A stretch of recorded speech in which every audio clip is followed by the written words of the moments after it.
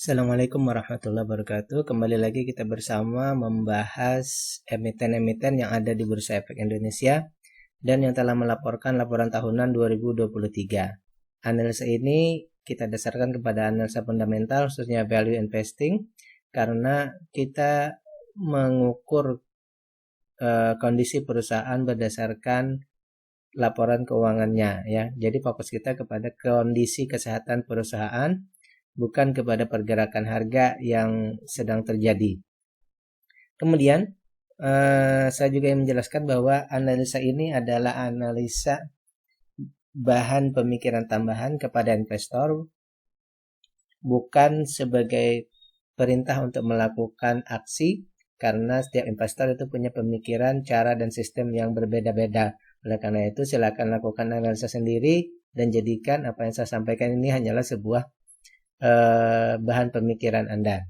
Kemudian lagi bahwa analisa ini ditujukan untuk kita menentukan apakah bisa masuk membeli ya saham ini untuk ditahan atau tidak, layak invest atau tidak, bukan untuk menentukan bahwa dilanjutkan atau tidak.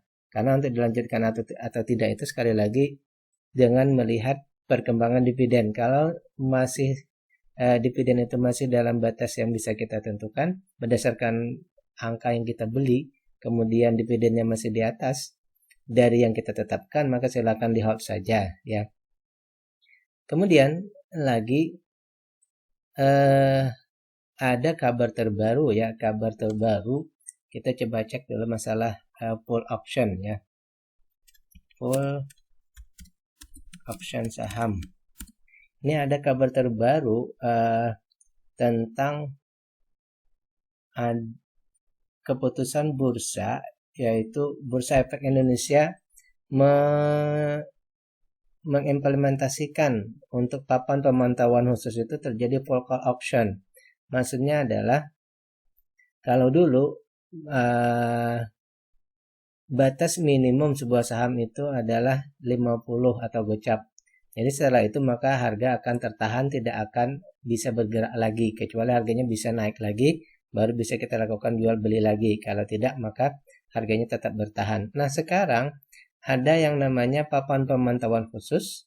Di situ semua saham-saham yang gocap tadi sampai ke bawah, yang gocap tadi bisa dilakukan jual beli, tapi sistemnya auction atau lelang. Jadi harganya bukan di harga turun naik apa yang terjadi saat itu, tapi dalam periode misal sesi 1, maka auctionnya itu misalnya ada jam tertentu, maka harga itu yang berlaku dari semua bid dan offer yang dilakukan oleh trader, maka nanti akan diputuskan di harga berapa ya. Nah ini keputusan BEI untuk atau IDX untuk masalah saham-saham yang gocap tadi. Nah hal ini bisa saja menguntungkan, bisa saja merugikan. Menguntungkan kenapa? Kita bisa keluar dari saham yang gocap tadi. Merugikannya bisa saja harganya turun drastis, yang hanya 50 bisa saja sekarang menjadi 1 rupiah atau bahkan bisa jadi 0. Nah ini juga bisa merugikan. Nah dari hal ini yang penting adalah kita harus mengingat bahwa untuk berinvestasi, jadi sekarang kita juga harus memperhatikan bahwa perusahaan yang sehat itu yang perlu kita perlukan. Untuk berinvestasi kita perlu menseleksi perusahaan-perusahaan yang kita anggap perusahaannya sehat. Kalau perusahaannya sehat, maka saya yakin bahwa perusahaan tersebut tidak akan masuk ke papan pemantauan tadi ya. Oleh karena itu sekali lagi disinilah pentingnya kita sebagai investor untuk menganalisa saham berdasarkan laporan keuangannya, berdasarkan kondisi perusahaannya. Plus nanti bagian-bagian lain yang mendukung data kita untuk menyatakan bahwa perusahaan itu sehat ya. Baik, kita akan lanjut pembahasan kita. Hari ini kita akan membahas salah satu saham yang punya kode tikernya namanya KMDS atau Kurnia Mitra Dusta Sentosa. Coba kita cek dulu ya KMDS. KMDS itu apa? Ya.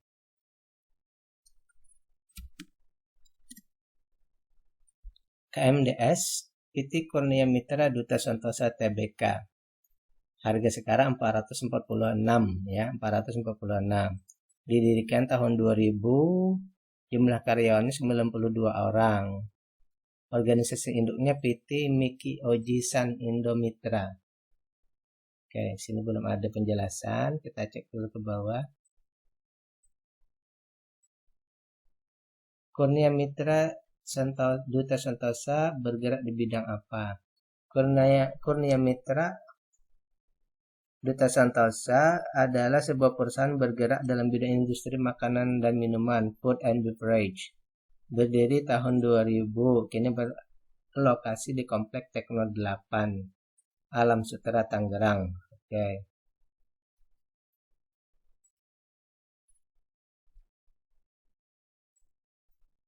Coba kita cek lagi, ada berita apa ya? KMDS, Lever, KMDS, Kurnia Mitra Duta Santosa.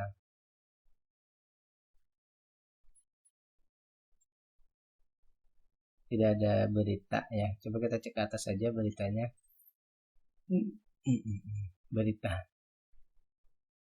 Kurnia KMDS bagikan dividen interim. Oh, ternyata mereka ada membagikan dividen interim ya. Rp15 per lembar saham. 19 Oktober 2023. Oh, jadi mereka membagikan Rp15 per lembar saham ya. Oke. Production sirup monin ya. KMDS ini ternyata production sirup monin. Mereka membagikan Rp15 per lembar saham. Oke. Ini salah satu produknya namanya monin ya. Monin. Hengki Wijaya akan terima dividen dari 2 emiten senilai 899 juta. Boba dan KMDS siap menebar dividen interim bulan depan. Ada koreksi. Oke, lanjut kita cek di gambarnya. KMDS. Oke, Monin Platinum produk ya. Oke, jadi ini yang jadi andalannya itu Monin sirup ya. Tapi saya pribadi belum pernah mengkonsumsinya ya. Oke. Le sirup de Monin. Oke. Baik, kita lanjut ke pembahasan kita. Tadi harganya berapa? Saya lupa harganya. Let's check. Harganya tadi 446. Oke. Kita akan membahas dari segi 446. Baik, kita telah mendapatkan data dari laporan keuangan di triwulan 4 atau laporan tahunan yang sudah diaudit. Kita menemukan bahwa kalau mau membeli saham perusahaan ini, kita harus menyediakan minimal 44.600 rupiah ya kalau mau membeli saham ini. 44.600 rupiah. Oke. Per lotnya, tinggal ditambah. Baik, untuk harga sekarang kita akan mengecek dulu berdasarkan nilai keseluruhan perusahaannya. Nah, perusahaan investor menghargainya sudah di atas dari harga wajarnya. Harga wajarnya 259, sementara harga sekarang sudah 446 ya. Jadi di sini tidak ada diskon, yang ada kita membeli malah di atas harga wajarnya ya untuk PBV. Nah, tapi kita merumuskan di sini bukan masalah valuasi, yang kita rumuskan di sini adalah dengan harga tersebut berarti perusahaan ini kita kategorikan sebagai bertumbuh tapi lamban. Jadi nanti harga sekarang dibandingkan dengan perusahaannya, kita bisa mengkategorikan bahwa perusahaan ini bertumbuh ya, karena ada euforia tadi dari masyarakat, dari investor, dan sudah di atas harga wajarnya, perusahaannya bisa bertumbuh, bisa, tapi lambat. Mungkin kalau untuk beggarnya agak lamban ya. Mungkin untuk beggarnya bisa saja agak lamban. Bisakah beggar? Bisa saja, tapi mungkin perlu beberapa tahun. Ya. Baik, sekarang kita akan lihat dari valuasi apakah harga yang sekarang ini sudah kemahalan atau belum. Maksimal kita membeli saham ini, kalau bisa maksimal kita membeli untuk kondisi saat ini maksimal di harga 640, sementara harga sekarang di 446. Jadi ternyata harganya di bawah harga wajar, berarti ini sangat bagus ya. Apalagi sekarang coba kita cek dulu berapa diskonnya ya. Kita mau ngecek diskonnya. Kita mau mengecek berapa diskon yang kita dapatkan. Harga sekarang berada di 70%, berarti diskonnya 30%, sepertiga ya. Berarti harga ini 30% di bawah harga wajarnya, maksimal 640, sekarang 446. Berarti kali lagi saya sampaikan bahwa valuasinya murah. Jadi perusahaan ini kalau kita bandingkan valuasinya, harganya sekarang kita kategorikan sebagai murah ya. Berarti perusahaan ini bertumbuh nanti tapi agak lamban, namun valuasi saat ini masih murah. Nah, kita akan mengkonfirmasi dengan sahamnya ya, dengan dividen. Dengan dividen. Tadi sudah ada 15 rupiah ya. Di 15 rupiah. Oke, kita kurangkan. Oke. Dari segi dividen ini perusahaan ini termasuk yang peduli dengan investor. Kenapa? Karena dividen ini kalau saya rata-ratakan kemungkinan itu sekitar 50%. Proyeksi saya ini sekitar 50% dari keuntungan. Jadi dari 64 rupiah dibagi untuk investor itu 50%, maka nanti dapat 32 ya. 32 rupiah. Jadi saya simpulkan bahwa pengendali istilahnya ini peduli dengan investor ya. Apalagi mungkin juga salah satunya pengendali yang manajemen peduli dengan investor dan pengendali peduli dengan investor. Jadi kita akan mendapatkan 32 rupiah ya. Sekarang kita ingin tahu berapa sih hasil imbal kita dari usaha menunggu ini ya. Menunggu selama setahun kita akan dapat berapa persen ya, 7,2%. Nah, hasil kita menunggu selama setahun itu kita mendapatkan imbal baliknya 7,2%. Ini sudah, kalau menurut saya pribadi, imbal balik ini termasuk yang besar ya. Dividen besar. Nah, tetapi karena sudah dibagikan di interim ke-15, berarti untuk finalnya nanti masih ada sekitar 17 lagi ya, 17 rupiah ya. Berarti ada sekitar lebih dari 25%, enggak 30% ya. 30% masih ada yang belum dibagi ya. Baik, sampai di sini pembahasan kita. Jadi perusahaannya bertumbuh lamban, valuasinya sedang murah, dan dividen besar ya. Sekarang kita ingin melihat dari segi ketahanan perusahaan ini. Dari segi hutang ini sangat bagus ya. Hutang berbunga tidak ada, yang ada hanya tanggungan-tanggungan. Jadi saya simpulkan bahwa hutangnya aman. Hutang perusahaan ini aman ya, tidak bermasalah. Oleh karena itu kenapa mereka berani membagikan dividen yang besar sekitar 50% karena tidak ada tanggungan. Kemudian juga kita ingin melihat kekuatan pengendali. Ternyata saham yang dibagikan, yang dilempar ke masyarakat itu hanya 20%.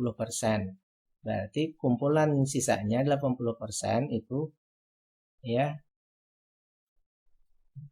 kepada pengendali. Berarti kita simpulkan di sini pengendali bukan retail. Berarti pengendali masih mutlak menguasai saham ini. Ini bagus karena untuk kemajuan perusahaan dan pengembangan perusahaan serta keyakinan investor bahwa perusahaan ini memang layak untuk dipertahankan. Namun ada satu hal yang perlu menjadi catatan kita bahwa ternyata saham KMDS ini ternyata semuanya berbentuk digital. Semua sahamnya berbentuk digital. Artinya semuanya ada di bursa efek. Yang berarti bisa saja si pengendali sewaktu-waktu melakukan trading ya. Bisa saja menjual sahamnya langsung di bursa ya. Tanpa melalui istilahnya harus memindah bukukan dulu dari warkat ke non warkat. Ini semua sudah non warkat ya. Jadi semuanya dalam bentuk digital. Satu hal yang kita perlu ingat di sini bahwa ternyata di saham ini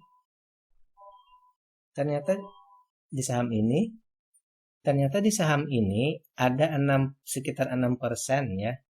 Sekitar 6,38% itu dimiliki oleh asing. Tapi saya tidak melihat lebih jauh asingnya apakah korporasi atau perorangan. Cuma sekitar 6% itu ada asing membeli saham ini ya. Baik, kita sampai pada kesimpulan bahwa perusahaan ini sekali lagi bertumbuh namun agak lamban karena sudah di atas harga dasar perusahaan, tetapi valuasinya masih murah ya, dan dividennya besar, hutang aman, pengendali bukanlah retail,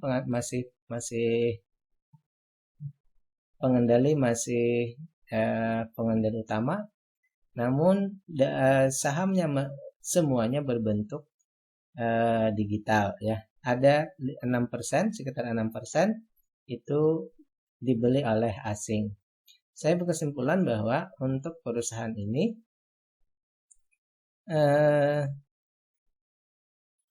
layak investasi ya. Kalau menurut saya pribadi perusahaan ini layak investasi.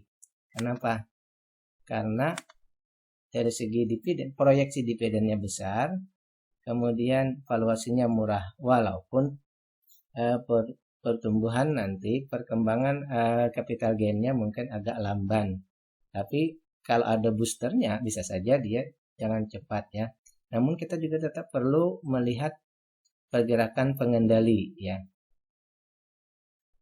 Kemudian tugas terakhir kita adalah yang paling penting mengecek GCG, Good Corporate Governance. Untuk GCG ini saya tidak membahas, tapi Anda silakan periksa sendiri secara online dulu. Anda ketik misal ya KMDS kasus misal, atau cari nama-nama